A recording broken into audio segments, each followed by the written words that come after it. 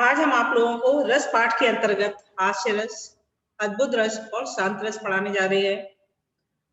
हास्य रस किसे कहते हैं?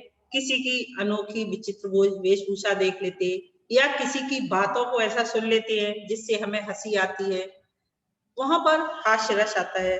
किसी के रूप या क्रियाकलाप देखकर या विचित्र बात सुनकर, जैसे आप चुटकुले सुनते हैं ना, तो इसके इस तरह की सुनकर के भी हमें हंसी आ जाती है। जो हास्य भाव जागृत होता है वहीं विवाहवाद से पुष्ट होकर हास्य रस कहलाता है। जैसे नीचे उदाहरण दिया हुआ है, जब सुख का नींद कढ़ा तकिया इस सिर के नीचे आता है तो सच कहता हूँ इस सिर में इंजन जैसे लग जाता है। मैं मेल ट्रेन हो जाता हूँ, बुद्धि भी फक फक करती है, सपनों के स्टेशन लाग लांग मस्ती की मंजिल दिखती है। हाँ? जैसे आप लोगों में से आए ना, बताया 30 स्टूडेंट तो सिर्फ अटेंडेंस देने आए हुए हैं, तो ये एक हास्य रसी है, क्योंकि पढ़ना जरूरी है या अटेंडेंस देना। तो इस तरह से हास्य रस कोई विचित्र वेशभूषा देख लेते हैं, हंसी के चुटकुले सुन लेते हैं, या किसी का अनेक रूप इस तरह का होता है, रूप का वेशभूषा में इस तरह का लगता है, उस तरह की विचित्र बातों को देख करके हास्य रस की स्पष्ट, जिसमें हमें हंसी आए। आपको ये ध्यान रखना है, जिसको पढ़ने से हमें हंसी आती है वो हास्य रस होता है। अद्भुत रस किसे कहते हैं? अद्भुत मतलब विचित्र। आप हास्य रस में और अद्भुत रस में अंतर समझना है आपको कि हास्य रस में तो हमें पढ़ने से एक निश्चल हंसी आती है, और अद्भुत मतलब विचित्र अद्भुत वस्तु, व्यक्ति या कार्य को देख करके जब आश्चर्य होता है, अद्भुत का मतलब जब आश्चर्य व्यक्ति हो कि ऐसा कैसे हो सकता है, या ये ऐसा कार्य कैसे हुआ। एक तो विचित्र वेशभूषा देखते हैं तब तो हमें हंसी आती है, लेकिन जब हम ये देखते असंभव कार्य को संभव होते हुए देखते हैं तो हमें आश्चर्य होता है, तो वहां पर आश्चर्य होगा। आश्चर्य रस की अभिव्यंजना होती है, जैसे एक अचंभो देखियो रे भाई, ठाड़ा सिंह चरावे गई, जल की मछली तरवर ब्याई, पकड़ बिलाई मुर्गे खाई। कबीरदास ने लिखा हुआ है। एक अचंबा देखा, क्या अचंबा देखा हुआ है? ठाड़ा सिंह चरावे गई, सिंह खड़ा हुआ है और गाय आराम से चल रही है। ऐसा कहीं संभव है? क्योंकि सिंह तो शिकार करने लग जाता है तुरंत। तो ये हमने अचंबा देखा। दूसरा, जल की मछली तरवर ब्याई, अर्थात जल में रहने वाली मछली को पेड़ के ऊपर टांग दिया जाए पक्षियों की तरह, तो क्या वो सुखी रह पाएगी? ये भी एक आश्चर्य की बात है। पकड़ बिलाई मुर्गे खाए, और बिलाव ने पकड़ करके मुर्गे को खा लिया। कहीं पकड़ सकता है क्योंकि मुर्गा तो उड़ करके इधर उधर चला जाता है। तो अद्भुत या आश्चर्यचकित जो क्रियाकलाप होते हैं उन्हें अद्भुत रस कहा जाता है। स्थायी भाव इसका आश्चर्य है। अवलंबन क्या है? अद्भुत क्रियाकलाप देख करके जो अचंभा मैंने देखा नहीं है कभी और वो सामने आ जाता है, तो उसे देखिए अद्भुत रस की उत्पत्ति होती है। उद्दीपन, आश्चर्यचकित होना या अचंभा उत्पन्न होना। अनुभाव क्या है? या तो आप दांतों तले उंगली दबाने का मतलब हुआ कि आप आश्चर्यचकित रह जाते हैं कि आखिर में ये कैसे हो गया। या आश्चर्य से आपकी आंखें खुली की खुली रह जाना। संचारी भाव क्या है? आवेग, जड़ता, भ्रांति। एक भ्रम हो जाता है आपको, जैसे जादू दिखाने वाला आता है ना, जादू दिखाता है और फिर इसके बाद वो बहुत सारे रुपए निकाल देता है, दलिया के अंदर से मुर्गा निकाल देता है, तो हमें आश्चर्य होता है उसको देख करके कि अरे इसके अंदर तो कुछ था ही नहीं, अब ये कैसे निकल आया। और अपने आप दिखा देता है हाथों में कुछ भी नहीं है और फिर फटाफट फटाफट नोट गिनते हुए दिखा देता है। तो ये सारे जो आश्चर्य होते हैं जो हम देख करके बहुत अचंभा लगता है, उन्हें अद्भुत रस की उत्पत्ति होती है। शांत रस, शांत रस का स्थायी भाव भी इसलिए वैराग्य या निर्वैध कहा जाता है उसको। वैराग उत्पन्न, वैराग्य की भावना अथवा संसार से विरक्ति हो जाए। यदि वैराग्य की भावना उत्पन्न होती है या संसार से विरक्ति होती है, वहां पर शांत रस की उत्पत्ति होती है। शांत रस की व्यंजना होती है, कबहू को यह रहन रहेगो, श्री रघुनाथ कृपाल कृपा से संत स्वभाव गहे। कभी तो इस तरह का हमारा समय आएगा कि भगवान श्री राम की कृपा से हमारा स्वभाव संत की तरह कृपालु हो जाएगा। मतलब शांत रस होना। संतों में शांत रस की उत्पत्ति कहाँ साधु या संतों में होती है। साधु अलग होते हैं और संत अलग होते हैं। आपने देखा कि संतों का स्वभाव हमेशा शांत रहता है। सुख और दुख में जो समान रहता है वही संत है।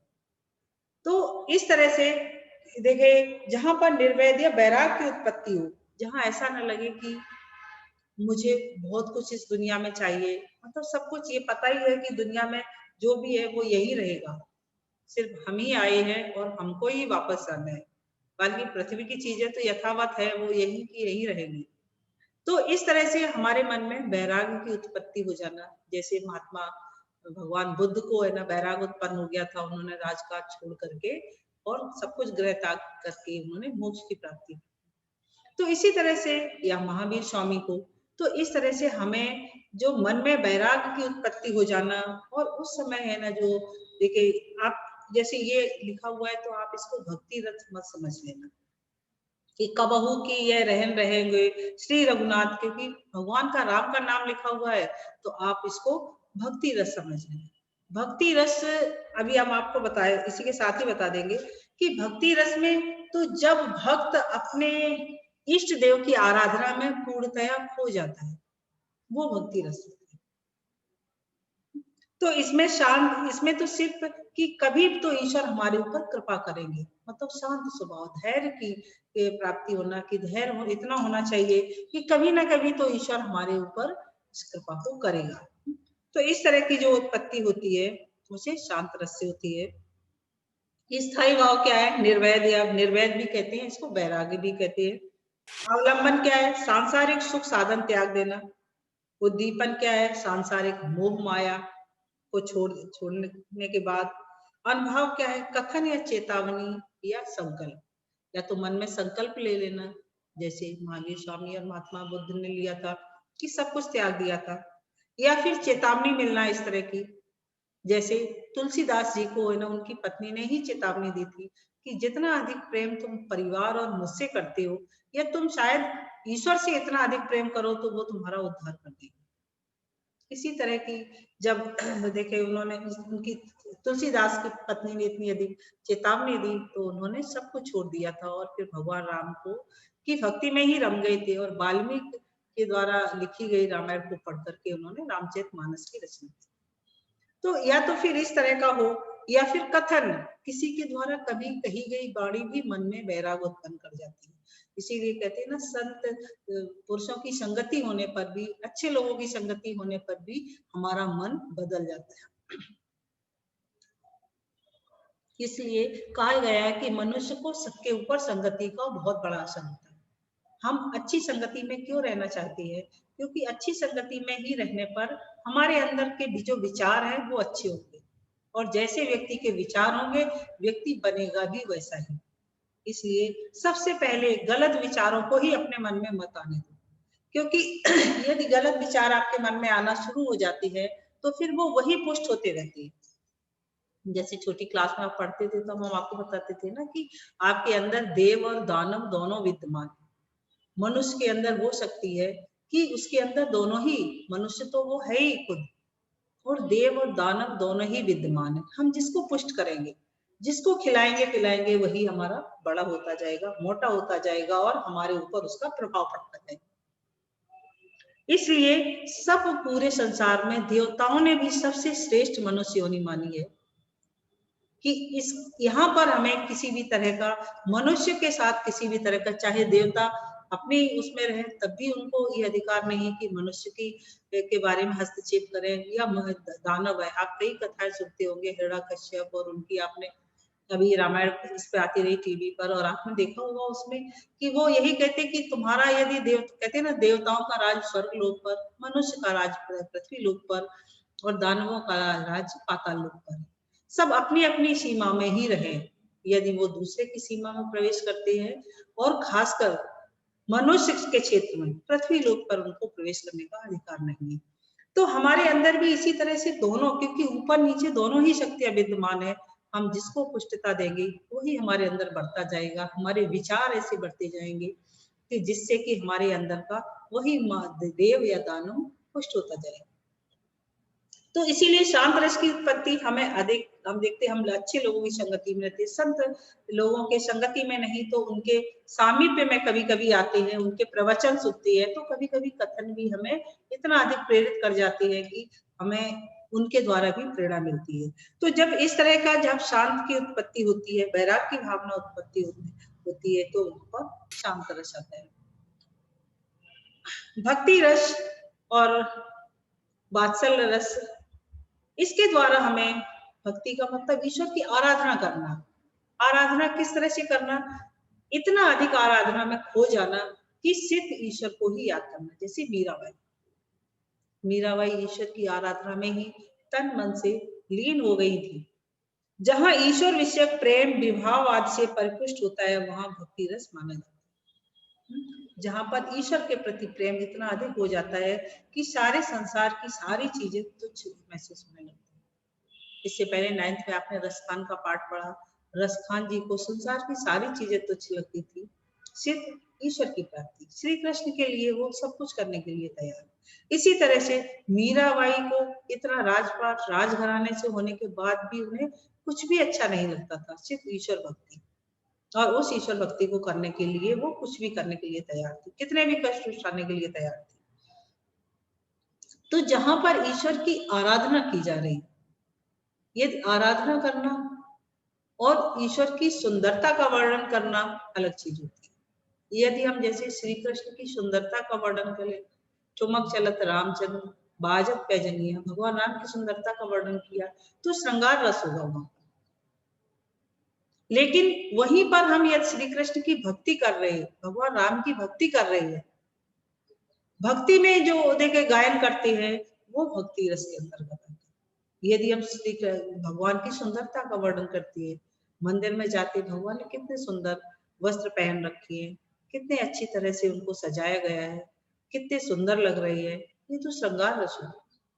लेकिन वहीं पर हमें उनके प्रति भक्ति उत्पन्न होना मन में, जैसे इन्होंने उदाहरण दिया हुआ है, क्या पूजा क्या अर्चना रे, उस असीम का सुंदर मंदिर मेरा लघुतम जीवन रे, मेरी श्वासें करती रहती नित्य प्रिय का अभिनंदन रे, पदरज को धोने उमड़े जाते लोचन में जल कन रे, अक्षत पुलकित रोम मधुर मेरी पीड़ा का चंदन रे, स्नेह भरा जलता है झलमिल मेरा यह दीपक मन रे, मेरे द्रक के तारक में नव पल्लव का उन्मीलन रे, धूप बने उड़ते रहते हैं प्रतिपल मेरे स्पंदन रे, प्रिय प्रिय जपते अधर ताल देता पलकों का नर्तन रे। महादेव वर्मा लिखा हुआ है इसको। तो जिसमें हम भक्ति रस में, ईश्वर की भक्ति रस में इतना हो जाए कि सिर्फ ईश्वर की को ही हम देखे आराधना में लीन हो, वहां पर भक्ति रस होती है।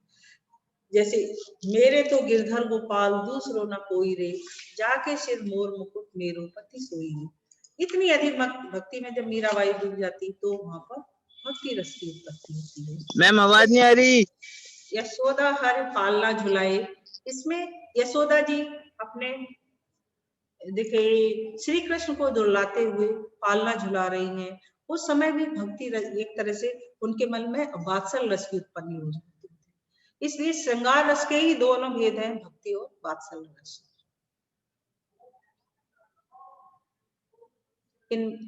इसमें भक्ति रस में देखिए रहस्यवादियों की परम भक्ति है, स्थूल को स्थूल पूजा न मानकर पूजा की संपूर्ण सामग्री, जैसे आपने कबीरदास जी की जो साखियां पढ़ी थी 9th में, उसमें भी उन्होंने लिखा हुआ था, एक था कि जब ज्ञान रूपी आंधी मन में आ जाती है, वो पैराग्राफ आपके में से काट दिया गया था कि उसमें जब ज्ञान रूपी आंधी व्यक्ति के मन में आ जाती है तो वो संसार के सारे जो देखे कूड़ा करकट है, अर्थात हमारे मन के जो बुरे विकार है वो सभी दूर हो जाती है। और ईश्वर भक्ति, वैसे तो कबीरदास जी निराकार ब्रह्म को मानने वाले थे, लेकिन फिर भी उन्होंने साकार ब्रह्म की उपासना की और साकार ईश्वर को, स्वयं को आत्मा और ईश्वर को परमात्मा माना कि स्वयं तो आत्मा है और ईश्वर परमात्मा है। तो जिस तरह से एक आत्मा ईश्वर से मिलने के लिए व्याकुल रहती है, इसी तरह से उन्होंने ईश्वर की भक्ति की है, जबकि वो निराकार ब्रह्म को मानने वाले थे।